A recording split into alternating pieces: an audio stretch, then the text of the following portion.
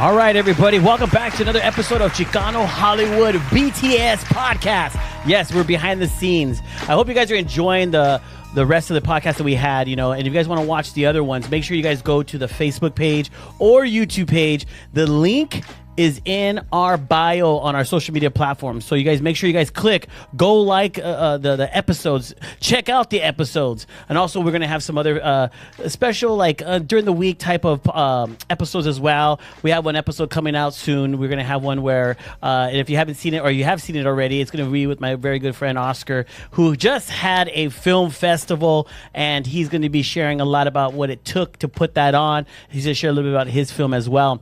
But hey, guys, make sure you guys are always tuning in. Look, we got a lot of things going on in the Chicano Hollywood world. We got film festival coming up. We got trainings, some classes coming up, and there's a lot more things happening. But you're only going to get to know about these things if you go to the ChicanoHollywood.com website and find out more. And make sure you guys are signing up on all the things that we have coming up. It's very important. A lot of these, all these things are put together to better you, to give you guys information and more things of what you're doing and what you need to do, and to network. If you're a producer, director, a cinematographer, actor, actress, I'm telling you, you want to go to the ChicanoHollywood.com website, get involved in everything that we're doing. Now, the gentleman that we have coming up, he is an amazing guest. I mean, he is so knowledgeable. He's done 7 films. He's from Wilmington, California. Now, this guy, I'm telling you, he's not Latino. He's Chicano. And he said, I am a Chicano filmmaker. So you want to stay put. You want to check out his story. But before we get to him, make sure you guys check out the Chicano Spotlight with Bethania. We'll be right back. Hey, Alex here with Chicano Zique magazine. Basically, I had started an event called Chicano Zique, and it was more about knowledge more than anything. I'm glad to be here, working with Johnny, working on some events. Going to be trying to do some big things, and just everything Chicano. I mean, the culture is huge everywhere you go. I mean, there's people are adopting the Chicano culture.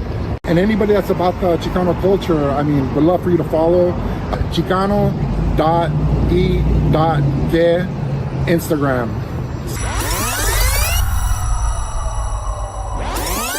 Okay, everybody, welcome back. We appreciate. I hope you guys enjoyed our quick break and our Chicano Spotlight with Bethania. But we have, like I was saying before, we have a very special guest. This guy is not new in the industry. I mean, he's been promoted by 2 very important people in my life to get on this show, and they didn't even know that they were promoting him, but they're both saying to get him on here. But let's welcome Kenneth Castillo to the Chicano Hollywood Podcast.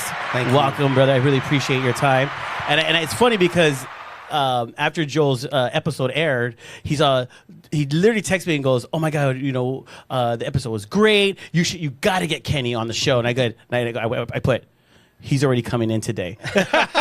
Oh, that was today. Yeah. And after he's all, what? And I go, yes, Johnny was like, hey, we need to get Kenny on the show. And I go, and Joel's over here. And I go, it was just so funny that Joel and Johnny are both saying, man, we got to get Kenny on the show. Well, two great guys. So I really appreciate them mentioning my name. And, of course, I'd come and support anything Chicano Hollywood and love talking about the business and movies and, everything that you've been talking about. So, yeah. No, and then you said you watched the episode. So I did. Joel stole your quote. Yes, it is a great quote. That we had a conversation. Actually, we had a meeting the day he came here to do the interview. Oh, okay.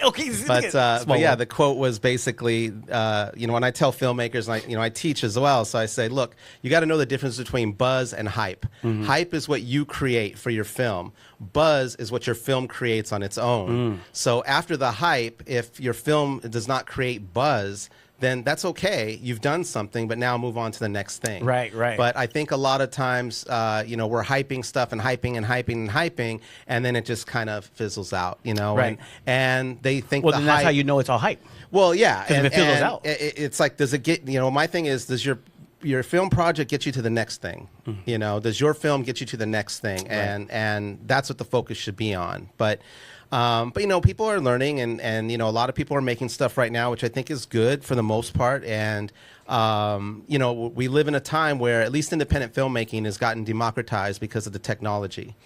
You know, but I'm really surprised by, you know, there aren't more Latinos taking advantage of, you know, like just iPhone movie making. Right. You know, and I think that has to do with the fact that people want to be able to post that they're making a movie and they like the camera and they have the big lights and all that. It's the whole feel of and the production. thing is, like, a friend of mine was saying, and he's right, like the only thing that matters is what's in that square, you know, and an iPhone right now you could do a feature film on an iPhone. I mean, a filmmaker that did Anora, his first film was Sean Baker. His first film was on an iPhone 6. Wow. So, you know, we're at iPhone 16 now. Yeah. So if you're not capitalizing on the technology to learn at the very least, but you know, people want something to post as opposed to make something that's worthy of an audience. Yeah, the second episode of Chicano Hollywood, I did it with my iPhone.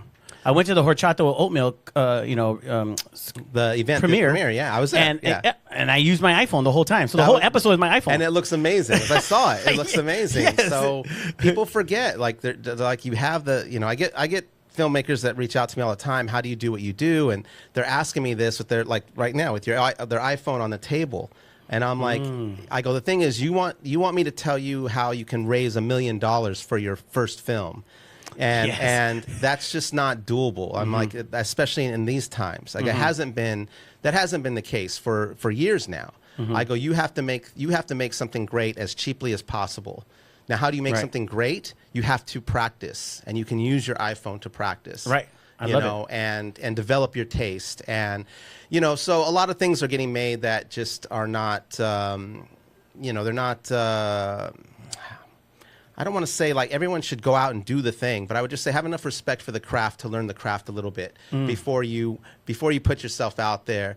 That's all I would say, because it just creates a lot of mud, you know. And I understand. You know what I'm talking about? Yeah, I definitely understand it. You know. And if you're not putting the care, you know, I sometimes feel like, you know, put more care into the film than your red carpet event. Ooh, I like that. Yes. And now it's gotten to a point. That's the hype. Well, that's the hype. You know, I got invited to so many now where people are just showing the trailer of what they want to do, and they have a big party, and they have a red carpet and a step and repeat, and they're like, "Hey, come support, man." And I'm like, "You haven't made anything, man. You have a trailer." I go, you don't want to make movies. You want to have an event. That's what you want to do. Yeah. And I go, so that's been a new thing that I've been seeing. People submitting their trailers to film festivals, and I'm like, I've seen that too. Yes. Finish your thing, man. Just take your time. There's no time no on rush. this. Yeah. Because my first film I ever did was with Joel. Oh, fantastic. And we did Crave, The Fast Life. We talked about it. Yeah. We did Crave, The Fast Life. And it was unheard of that we got $265,000. Right. Which is a decent amount of money for a film. Yeah, and even Joel's like, dude, for your first film, like, it's kudos to you, bro. Because, like, usually people get, $2,000 maybe, even $10,000. Right. $50,000 maybe max to do their first indie film. And you got $265,000. So, I took it, and we took it very gratefully that we like, wow, okay, I didn't know that, because I was barely stepping into the film industry as well too.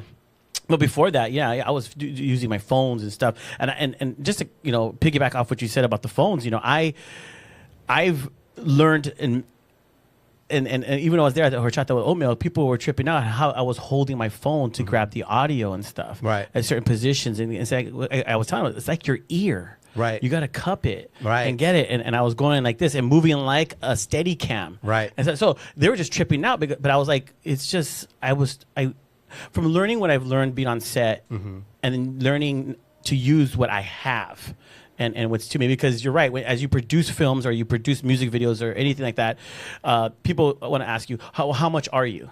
And it's like, well, it's hard to say how much I am. What is your budget? What is it you want? Right. Well, I want a Lamborghini. I want girls. I want this. Okay, so what's your budget? $5,000. Yeah, it's not gonna happen. Yeah, definitely. It's gonna be $5,000 just for the Lamborghini. Well, they have what's that? They have champagne taste with a beer budget. And, exactly. Yes. And so, The thing is, that's fine if you have a bigger budget, but then make it at that level. You know what I mean? And make something. You can still make something really good, but you know, it's something that people have to learn on their own, I think. You know, and because I don't think it's hard to give advice to people who want to start out in filmmaking, because they really don't want advice. They just want validation. And you know, I always say, like, we don't need inspiration. We don't need any more inspiration. We need consideration. We don't need to be inspired. We need to be hired. And so that's why I was talking to you earlier about, I don't go to a lot of these conferences, Latino conferences or film festivals or NALEAP or the National Hispanic Coalition of the Arts, or I just don't do those things because they don't have anything to offer indie filmmakers. You know, they don't really provide a pipeline into this business, and they survive off of people's naivety, thinking, oh, that's a place where I can start. Okay. And where I tell people is, that's not where you start. You start right here with your phone and go and make something. That's right. Yep. That's it. Start building your brand, who you are, what you do, and hopefully your why is very strong, because your why needs to be strong in terms of why you pursue this. Because you know, brother, this is not easy. No, it's not. It's not. And I think people look around, they see everyone making movies, and they go, oh, I can do that. And I'm like, yeah, but you're not seeing anyone go beyond that. And this is a very controversial statement that I always say. I go, you're not a filmmaker until you make your second film. And people go, oh, that's messed up, man. I just made a movie. I'm a movie maker. I'm a filmmaker. And I'm like, I go, or if you're starting your second film. Because here's the thing. It's so freaking hard to do one movie, right? A full-length feature. Get it out there. So if after you've spent years trying to get that happen, right?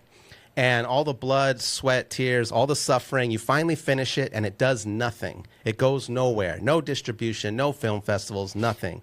At the end of that, you say to yourself, I can't wait to do that again.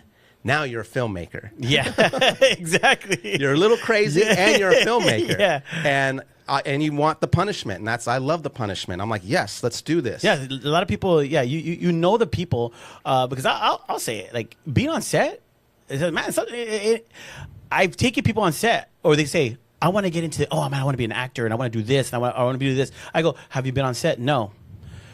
Go to Central Casting. Get yourself on a background. Great way to learn. Just to or be a PA somewhere. So you can see if you like it. Yes. Because you're going to do about 12 to 15 hours. What?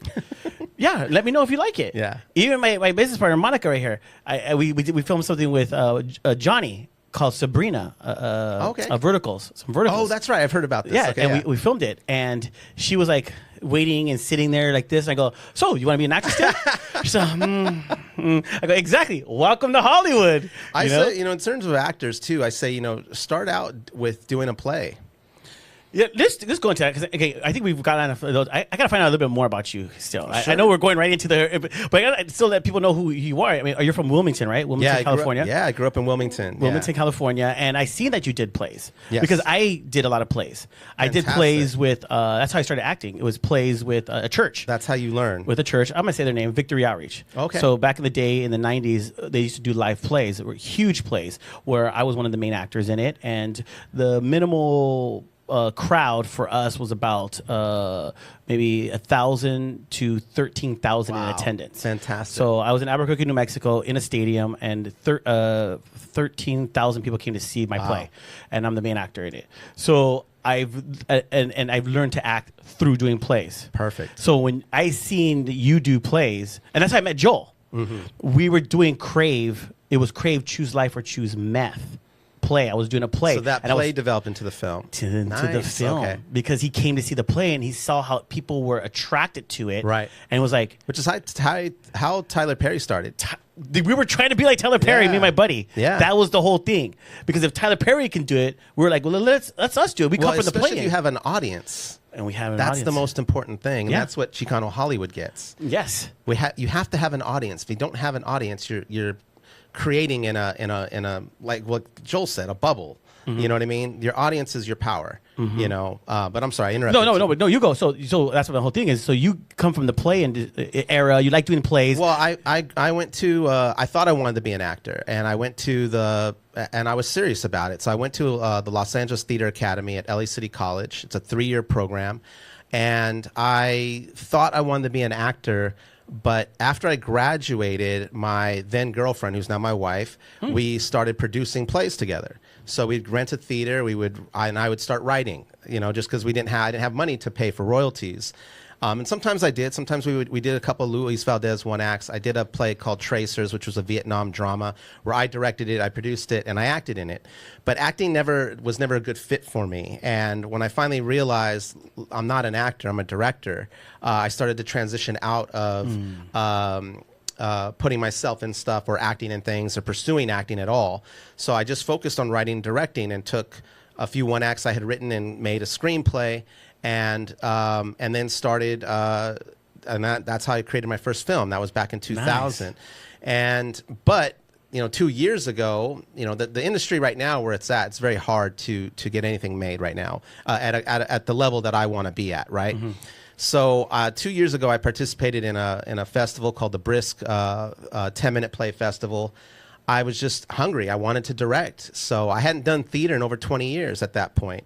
And we entered this contest. I found a play that was a comedy, which I don't normally do. We did the festival, and I didn't know it at the time, but it was a contest, and we ended up winning. So you're always doing it. Yeah. But I've been on a roll, man. Like this year, I've done 2 plays already. I did The Last Angry Brown Hat, which was written by Alfredo Ramos. I directed that. It was a great little run, and then I just did a stage reading of another play about a Chicano family during the Vietnam War called Soul Sacrifice. Mm-hmm. And I'm going to do Brisk again this year. I'm also doing the Young Playwrights Festival. On top of everything else I'm doing in terms of my film work that I'm trying to get made. But the theater has always been a place for me to go back to and to just sharpen my tools as a director. Would you like to see more theater in the Latino community, Hispanic community? I would say where we're at right now, there's a lot of Latino theater being made. Oh, wow, okay. And so I'm glad that that's happening. I'm starting to see a lot of Latino actors take the craft very seriously, and they're doing theater, and that's usually what I'll draw from. I think a lot of times in terms of casting, people cast their friends and family or people they know, and I get that, but I would just say try to get real actors. If you've written something special, try to get real actors to bring in, elevate your project. They're like, hey, you too, you just fill the spot, you. Yeah, and if it, and so I just. Again, I just would like to see people take it a little more seriously if this is what you want to do, and just throwing stuff together to do that.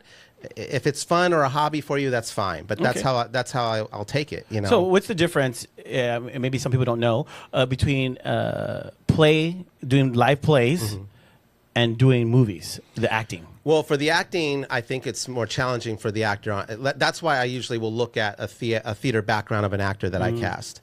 Because if they can sustain a character for 2 hours during a play, then I know they can sustain that character for a 3-page scene that you're shooting. So you actually are doing more acting on stage than you ever do in a film. Because on a film, maybe we're doing, I don't know, 2 to 5 pages a day.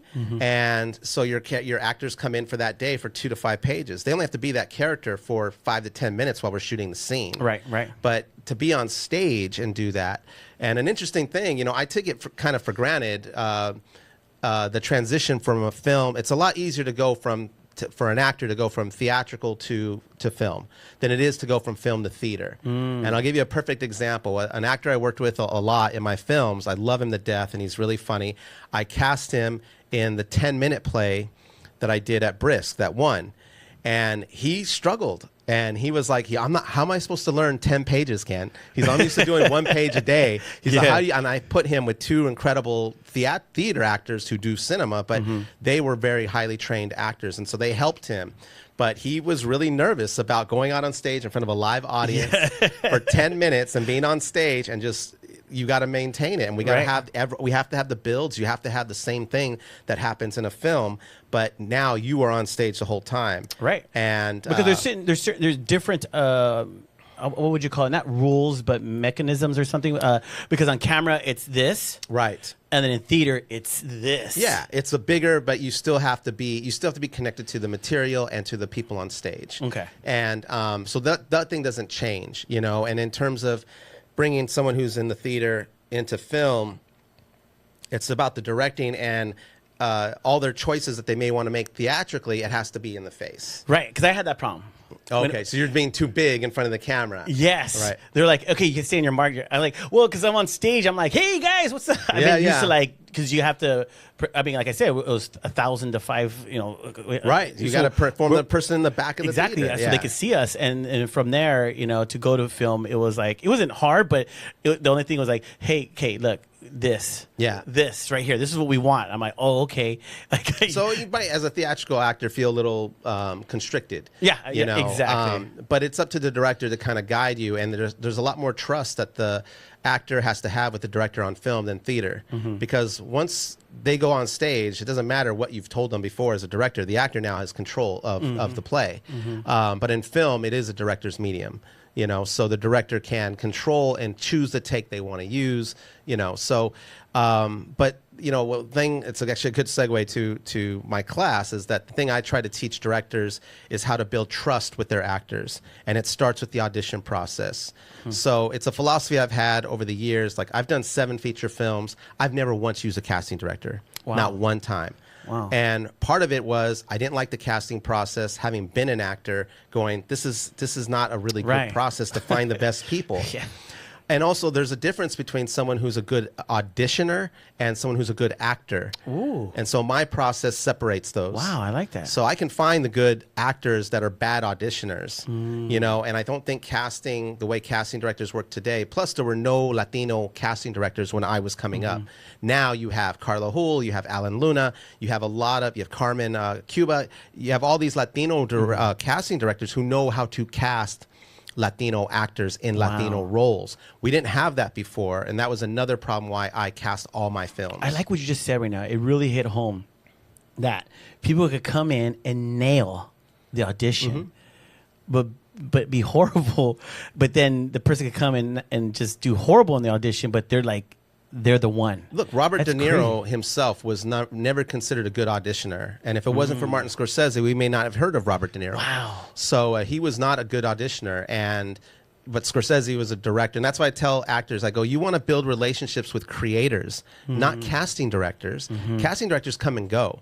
I go, but creators are always going to create for themselves to work. You know, find out who the directors are, reach out to them. But also, if you're going to reach out to a director, you better have the work to back it up. Right. You know, because I think what happens a lot of times is there are those actors out there that are just around, you know, and people start casting them because they're wooing the director. But for me, I'm like, okay, show me your work. You know, and that's usually where I'll start with. And sometimes people get offended by that, and I'm like, why? Like, why would I just hire just because you like my work? And I don't want my ego stroked. I want to know that you're good. Yeah. That's all I care about. That's good, yeah. So, you know, so you start seeing the same, like, it was funny. There was a year there where I had a lot of actors reaching out to me that just, for me, just, I didn't think had it. So I didn't work with them, but I started seeing them pop up in like the same 5 actors in everybody's short films.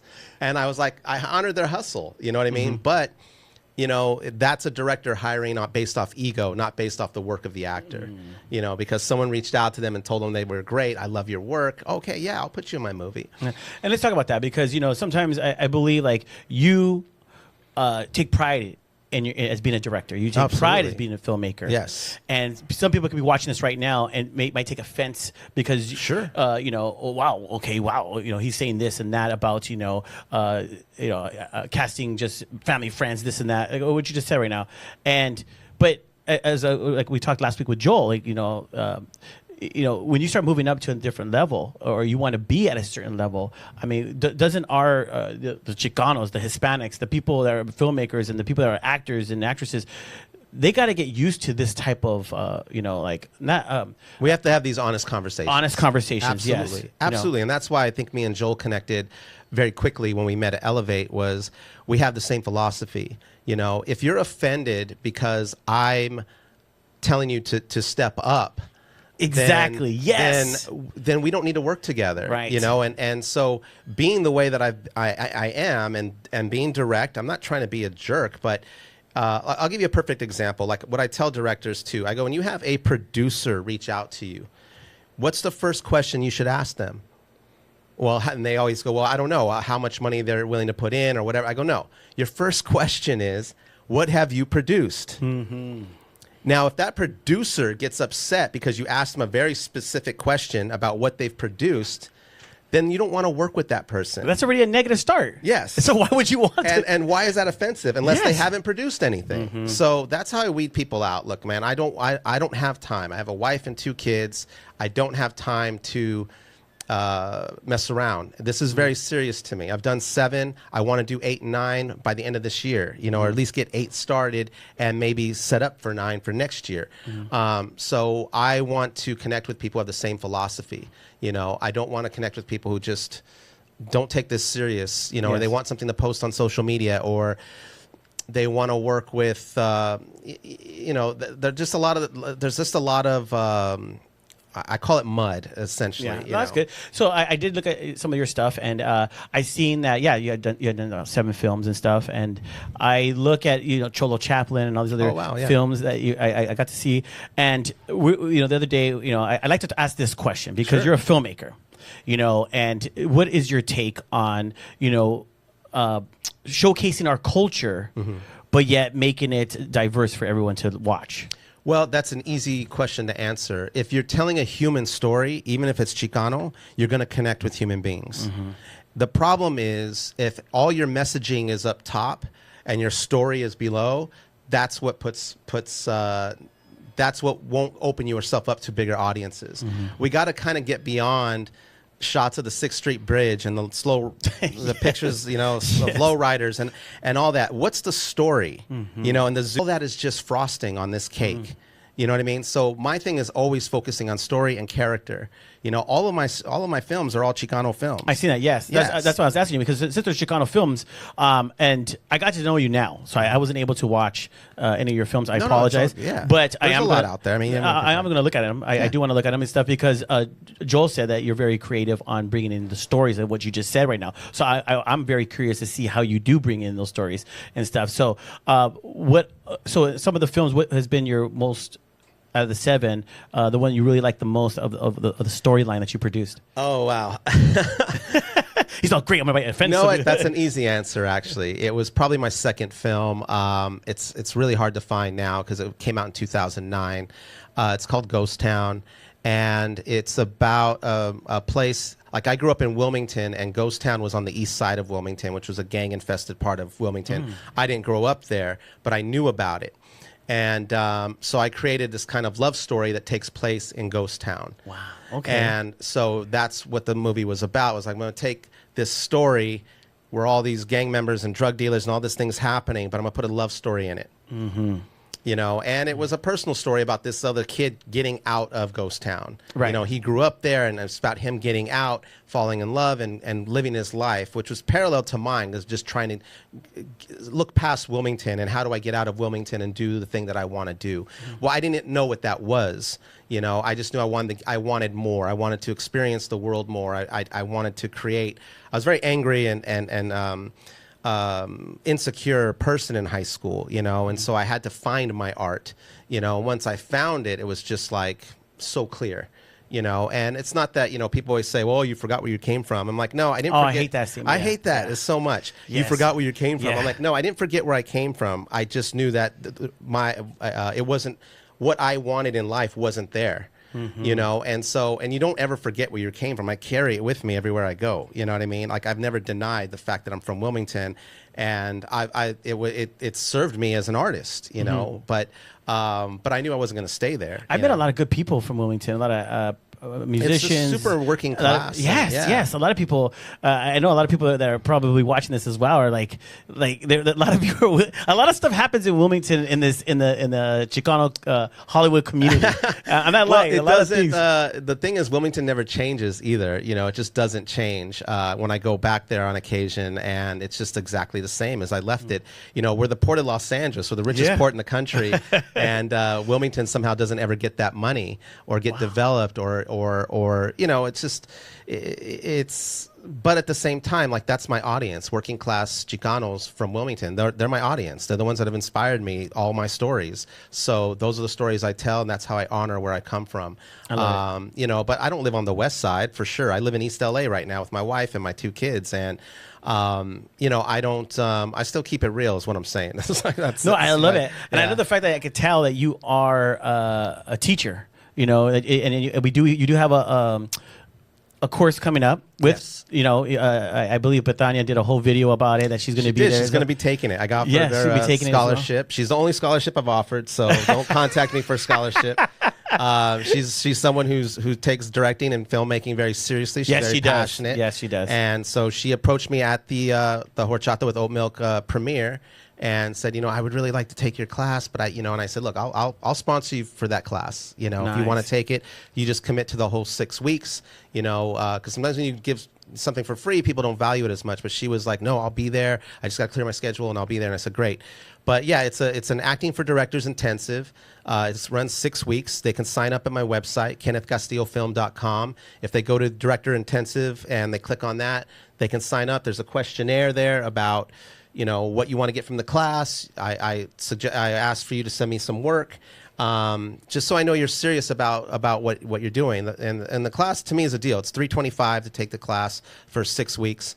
And I'm only taking 12 students, and I'm halfway filled up. I got 2 potential more today. So if people want to sign up, they need to sign up, quickly. No, I love it. So I love the fact that, you're putting this together for people to learn, because at the end of the day, yes, what you put into it is what you get out of it, and a lot of people don't understand that. They want, and I want your take on this, is that because a lot we see now, and Johnny and myself have been talking about this a lot, is because I've gone to, like, when I go to Elevate and I go to all these things that he puts on, I actually pay. And I'm helping him. Yeah. Because I want to show that I support this. Absolutely.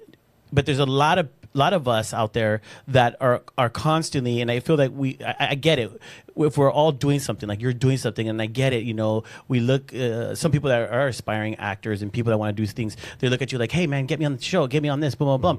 I get it. There's ways to do it, but we can't always expect, a hand-me-out type thing, Absolutely.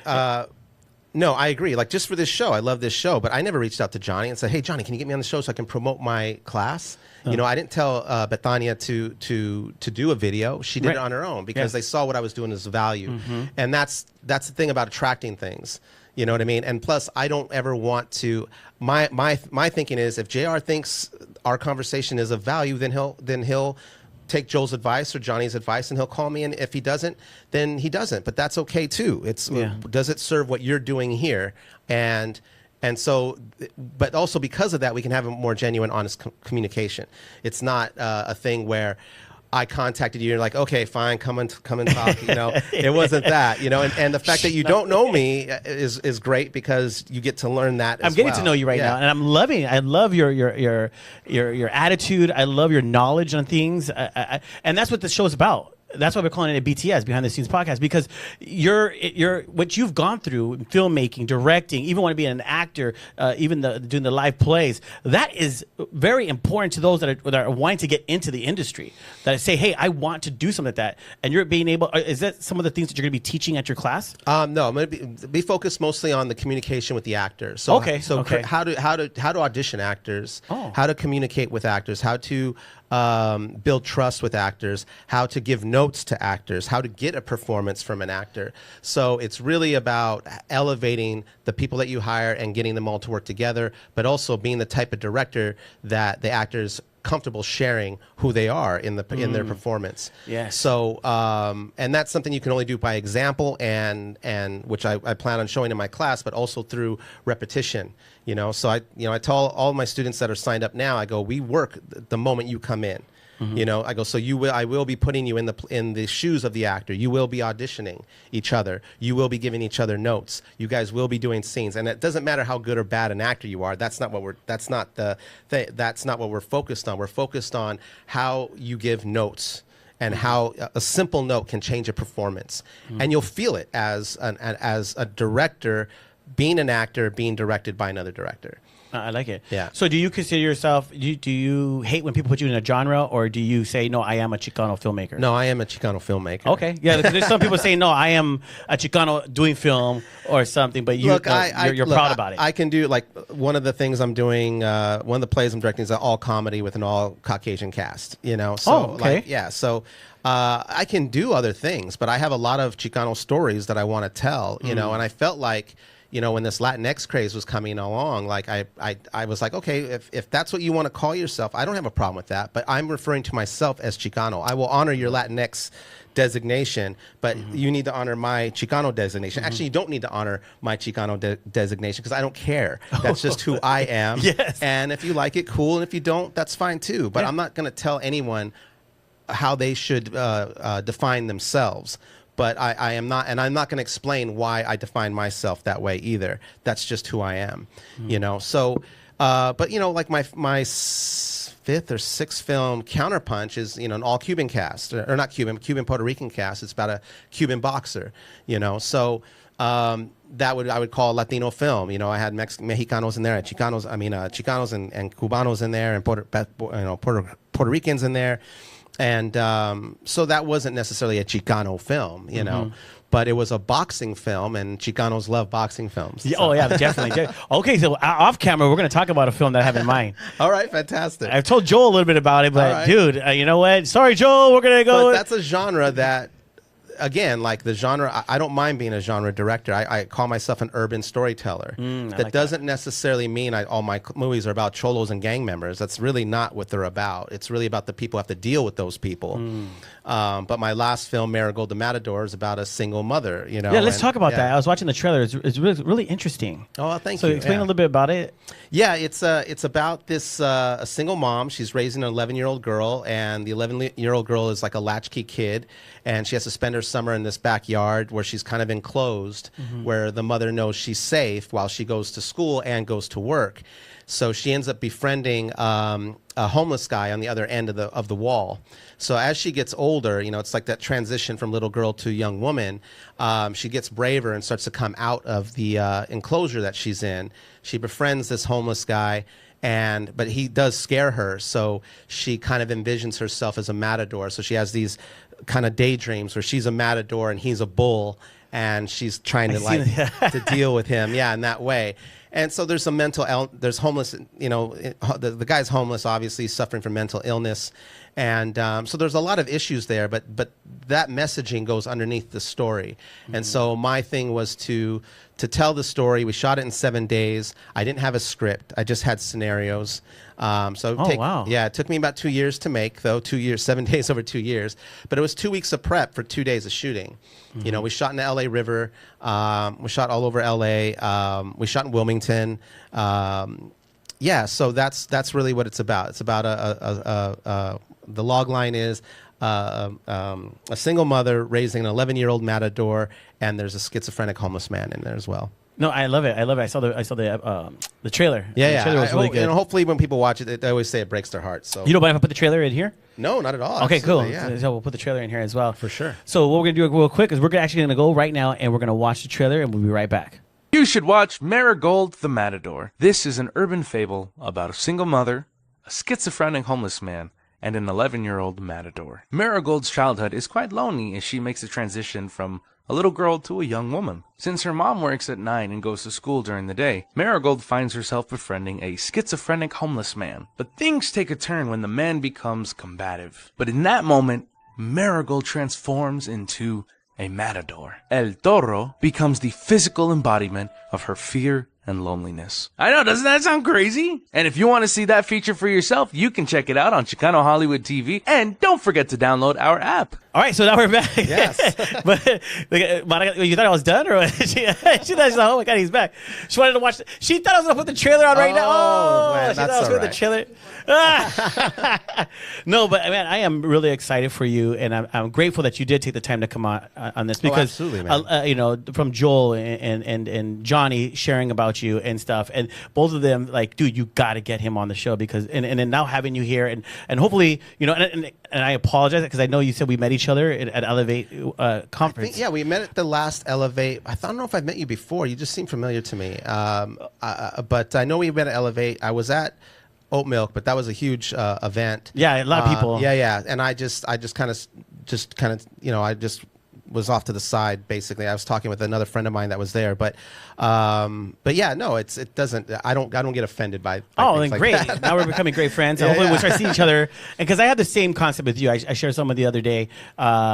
that I don't go to a lot of things as well. Yeah. But I don't go there is because, I just don't want, not that I don't want to support certain things, but at the same time, yes, it's if it's the same crowd, the same people all the time, it just gets repetitive. Yeah. And then when you start going to these things a lot, and I do support them as I pay to watch the film or whatever I got to do. Yeah, I support absolutely it. would do that. Yeah. But, when I go, I want to make sure that when I go, people are like, okay, hey, it's Kenny. Hey, it's JR. I haven't seen you guys in a while. And that's why I kind of take my time on where I go. I was joking with another friend of mine who runs a podcast, and he promotes a lot of Latino projects. But I was telling him last year, between October of last year and February, I counted 12 Latino award shows.